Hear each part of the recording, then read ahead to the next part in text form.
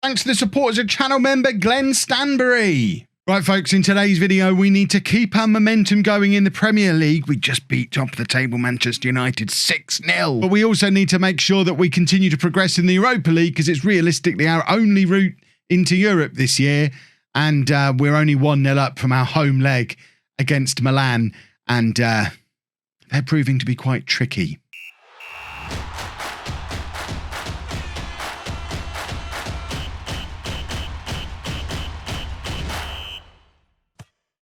Hello and welcome to Club 3, Part 4 of Non-League to Legend. I'm Kevin. Coming up on today's episode, we have a Premier League game away against Liverpool, and we're also away against Milan in that Europa League second round game.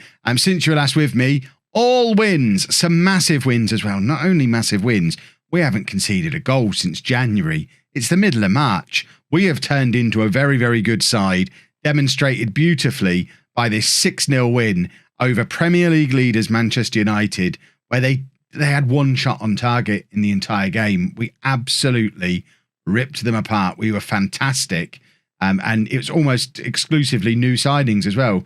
New signing, new signing, new signing. Player playing in new position, new signing, new signing. We have revolutionised Arsenal in the matter of a couple of months. This is what the Premier League looks like now. We're up to 14th in the table. We've got games in hand on most of the teams above us. We're only 3 points behind Posh, with a game in hand over them and a better goal difference. We are going to be finishing above Peterborough this season. For those of you who thought this was a backward step, we're proving that it absolutely wasn't, but we definitely need to win that Europa League because we don't want to be in the Europa League again next year. We want to get up into the Champions League where we should be, and the only route to doing that is through winning the Europa League, and that is going to be tricky because we're only 1-0 up against Milan from the first leg. That being said, the tournament does kind of open up and give us a route to the final if we do make it past Milan. He says Dortmund or Sevilla in the next round isn't ideal. What I'm thinking is we're avoiding Bayern Munich, and because there's a semi-final, which would be, if we get that far, it's Celtic, Benfica, Vitor Guimaraes or Borussia Mönchengladbach. We can beat any of them. Dortmund or Sevilla or Milan are quite tricky. If we survive that group of death, though, we're in a final where we could face Bayern Munich. We could face Leicester, who we managed in the beta this year. We could face Monaco, who we've managed before, Lazio, who we've said for years don't exist, or some club called Peterborough United. And how poetic would that be if we had a Europa League final that was Arsenal against Peterborough with a Champions League spot at stake? That's the dream, isn't it? I don't see them getting there because they're rubbish now. But who knows? This is the team for the Liverpool game, though. And we've got to think of the league first of all. We've got to keep our momentum going. And we're going with Dragowski in goal, a back four of Tierney, Gabriel, Gascon and Williams, Kovacic and Ayer in midfield, João Pedro, Pedri and Camara supporting Delap up front. We've just got to keep scoring goals and not conceding them. It's very simple, but we score lots of goals. We don't concede many. It's a very useful system. It's what all good tactics are built on. Pump the fists, go do the same again against Liverpool, what we've just done against Manchester United. I mean, to be fair, Liverpool having a ropey old season of their own, down in 9th place. They're only 8 points above us. Liverpool are catchable. We genuinely could finish top half of the table still this year, but we do need to keep the momentum going that these new players have delivered to us. But we've got some superstars. Camara is sensational. Delap is a proper finisher, and João Pedro is a revelation out on this left wing.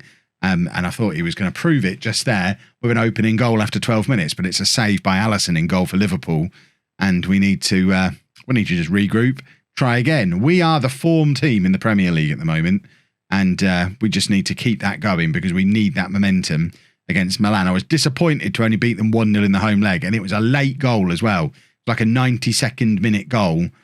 To give us that 1-0 lead, or else I really would have been a little bit worried heading over to Italy. With a lead to defend, you never know.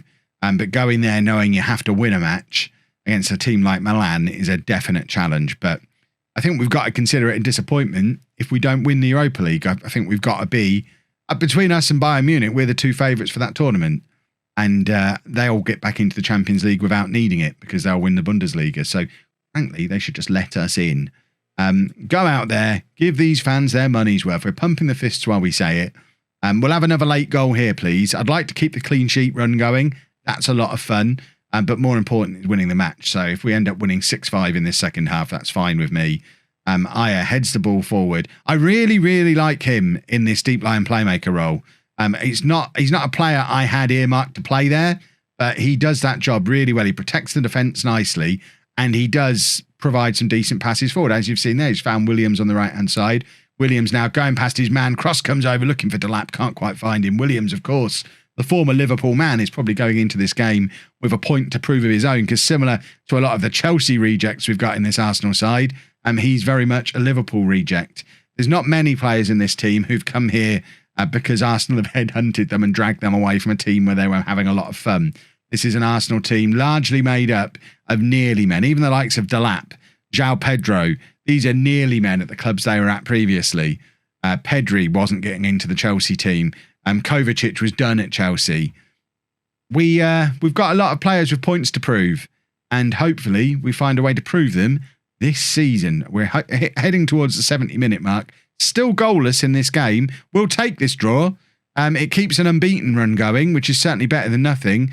And Liverpool, I haven't been really following their season because I've been too concerned with what we've been doing. But judging by how far down the league they are and how well they're playing, I would suggest they're probably being on their own comeback route of their own. So it's probably two teams recovering from terrible starts. So a draw we'll settle for. We'll definitely settle for a draw. Right, Delap is going to come off for Bristow. I'm going to put João Pedro up front. Pedri is going to come off for Almada. And that will do for now. We'll give those changes 10 minutes to settle in and see how those boys get on. João Pedro moving back up front. I think he's still our top scorer, although Delap is probably catching him up now. Although, has he just taken a knock? His fitness level has just dropped massively.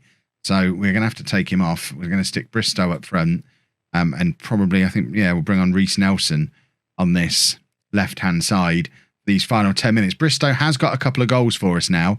One in the win against Manchester United. And he scored, I think it was an FA Cup game against, I want to say Coventry. We've definitely played Coventry this year. It was someone like that. Bristow got a goal in that game as well. So he has now broken his Arsenal duck. And it would be nice, now he's playing up front in a big game like this, if he could grab us a late winner here. There's a minute left on the clock. We've got the ball. It's Tierney with the throw. He's looking for options. Everybody's being tightly marked. Aya does win the header, but it goes straight back out again. And Tierney's going to have another go. This time with only 30 seconds to try and conjure something up. And there is a man in space in the middle there if we find him. He's gone for Almada instead. Tierney back to Kovacic, and we've given the ball away. And Liverpool have probably taken away any chance we had of a late goal of our own. And they're going to now push for a late goal for themselves. A good block from, was that Tierney or was that someone else in tracking back at left back? It could have been Reece Nelson dropping all the way back there. Camera, and that's the last touch, and it's a 0-0. And that's fine. I can cope with a 0-0. My worry is we've only scored one goal in our last two games now. But hopefully we can find a way past Milan. We've just got the Steam achievement for parking the bus, which I guess is for 10 consecutive clean sheets, which you didn't expect me to get that when we went into this relegation battle, did you? I'm already assembling a poster board of all the negative comments about the move to Arsenal. And when we win the Europa League and end up in the Champions League 6 months after arriving, I'm just going to have them made into a suit jacket. Just negative comments all over me. It's going to be expensive, but it's going to be worth it.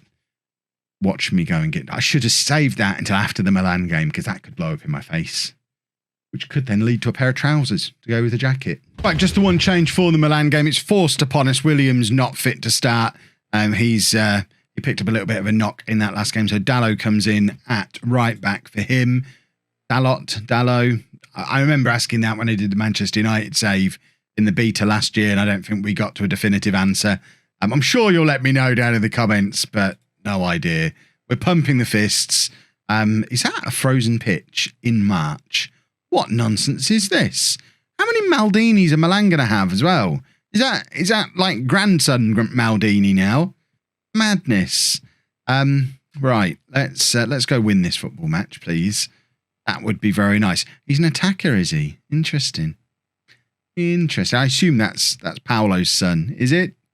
Or is it just, he's playing for Milan. It must be one of the Maldinis. Surely. You can't play for Milan as a Maldini if you're not part of the family, surely. Right, Pedri plays it back to Aya, who gives it to Gascon. And we are looking to get things moving through Pedri, who finds Delap, who's just been called up into the England squad, along with most of our squad has been called up for international football, which is new. I'm not used to having many players called up for internationals, having been at Peterborough. We didn't get a lot of international call-ups, not because our players weren't any good, I don't think, just because of club reputation stuff. It's the difference that you get from coming to a bigger club. The bigger reputation means your players get called up, which is nice, I guess. Although it would be nice for them to have a little bit of a rest, because although we've made some good signings and put together a good team, I'm not overly convinced by the strength in depth behind this 11. And I think there is still a lot of work to do in the summer, regardless of what happens for the rest of this season. There's a lot of stuff that we still need to do.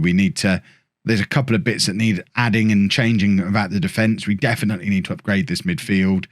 And there's much work to do to give us some strength in depth as well. João Pedro's done brilliantly there, finds Delap, and there is an all-important away goal. Liam Delap, an 18th goal of the season. I think that's 15 since signing for Arsenal back in January. He has been on fire since arriving. Pedri does great work to find João Pedro, João Pedro is still officially unhappy at the club, but he's not playing like a man who's unhappy. He's playing like a captain who wants to get himself into the Champions League at the club he's already at. And he probably wants to win this Europa League more than anybody to give himself that route into the Champions League that he's so desperate to play in, having been offered out a lot in January. I mean, we set that £83 million price on him.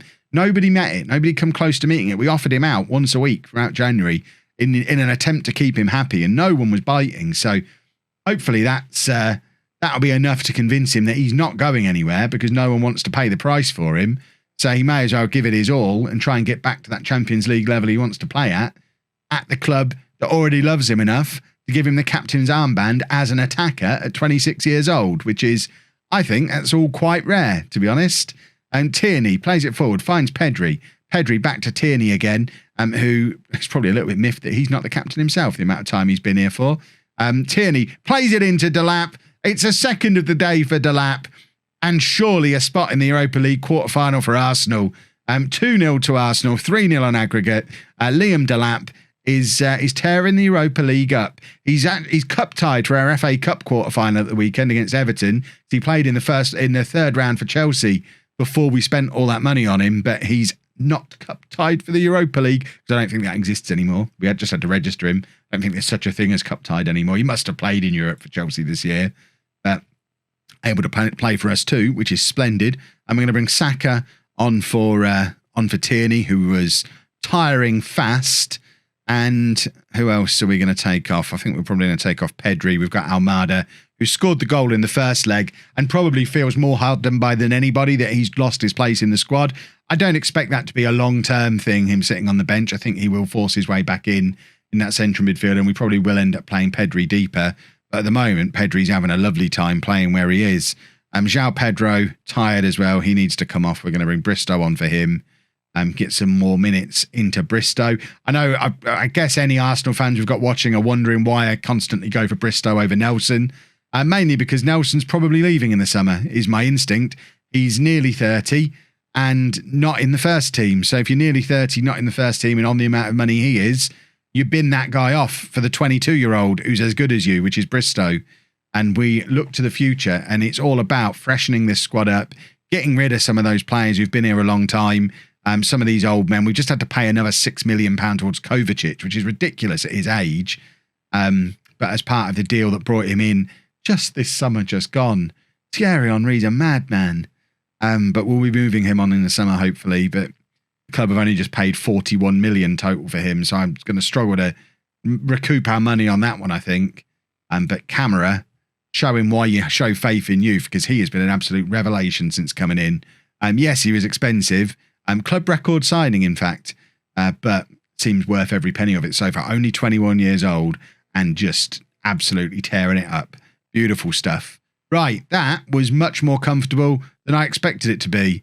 I don't know what this is. Oh, I was trying to buy a Wonder Kid, and the board had saying I'm paying too much for him. We don't have any money. I was just really putting a feeler out, but it's good to see the board are paying attention. They've noticed I'm spending, We're not going to be able to Bayern Munich this situation, clearly. Right. Do we know who we're playing? Dortmund. Wow.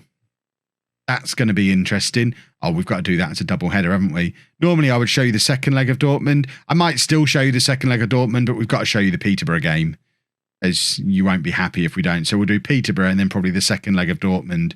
Dortmund are 4th in the Bundesliga. And there's no league history because I've only just turned the Bundesliga back on, but it is there in game now. So we should be able to beat them. I'd like to think we can beat them and book a spot in that semi-final. Did Posh make it through to the quarterfinal? They did. The dream final is still on as well. Beautiful. If you've enjoyed that, please make sure you leave a nice big thumbs up on there for me. Subscribe to the channel for daily Football Manager videos. And thank you very much for watching.